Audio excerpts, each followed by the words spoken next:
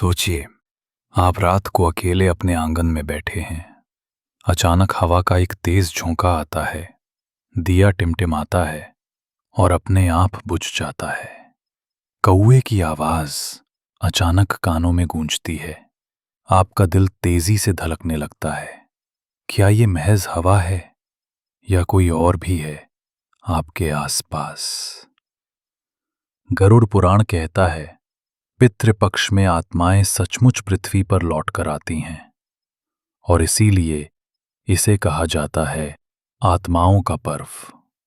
16 दिन जब पितृलोक के दरवाजे खुलते हैं, 16 रातें जब आत्माएं अपने अपने घर लौटती हैं। गरुड़ पुराण कहता है, पितृ तृप्ति बिना देव तृप्त नहीं और देव तृप्ति बिना भगवान भी प्रसन्न नहीं होते। मतलब साफ है, पूर्वजों को भूलना भगवान को भूलने के समान है। श्राद्ध केवल एक कर्मकांड नहीं, ये वो बंधन है जो हमें हमारे पुरखों से जोड़ता है। गरुड़ पुराण एक कठोर चेतावनी देता है, यत् पितृन् न तर्पयति तत्कुलम पत्ति ध्रुवम। जो अपने पितरों को तर्पण नहीं देता, उसका पूरा वंश नष्ट हो जाता है। सोचिए, आपकी जिंदगी में बार बार असफलता क्यों आ रही है? क्यों अचानक झगड़े, बीमारियां और रुकावटें आपके घर को घेर लेती हैं? कहीं ये आपके असंतुष्ट पितरों की आहट तो नहीं?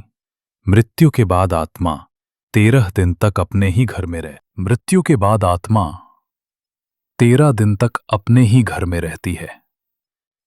वो आपको देखती है, आपके आंसू महसूस करती है, लेकिन जल की एक बूंद, अन्न का एक दाना भी वो ग्रहण नहीं कर सकती।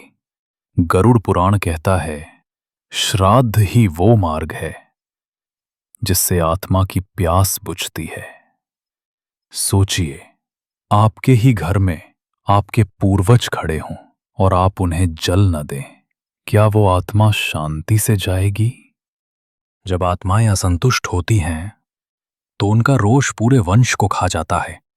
इसे कहते हैं पितृदोष।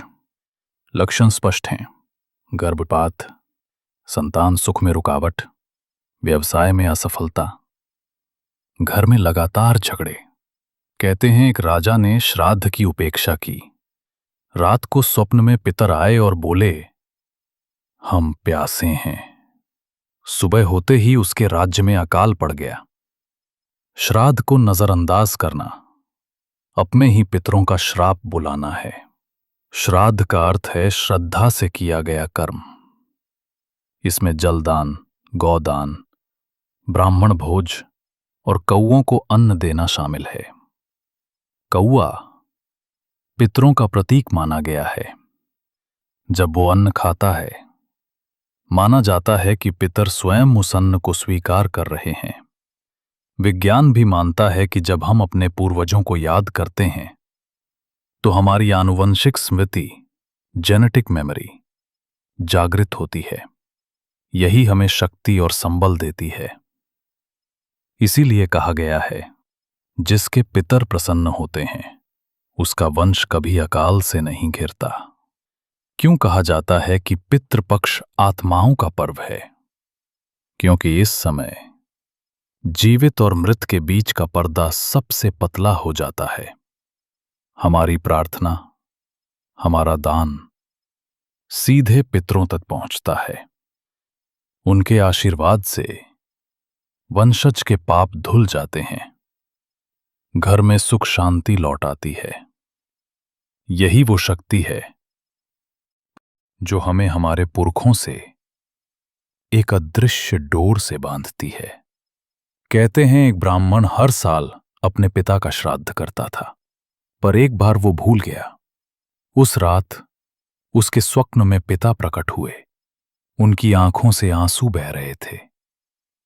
उन्होंने कहा, बेटा, एक दिन बिना जल के हमने 100 वर्षों का दुख सहा। सुबह जब ब्राह्मण जागा, उसका पूरा शरीर कांप रहा था। उसने उसी दिन प्रण लिया कि जीवन में फिर कभी श्राद्ध नहीं भूलेगा। पितृपक्ष की असली शक्ति यही है जो श्राद्ध करता है उसके पितर प्रसन्न होते हैं, और जब पितर प्रसन्न होते हैं तो उनके घर कभी अंधकार नहीं होता। याद रखिए, ये समय केवल एक कर्मकांड का नहीं, ये समय है अपने पुरखों से मिलने का।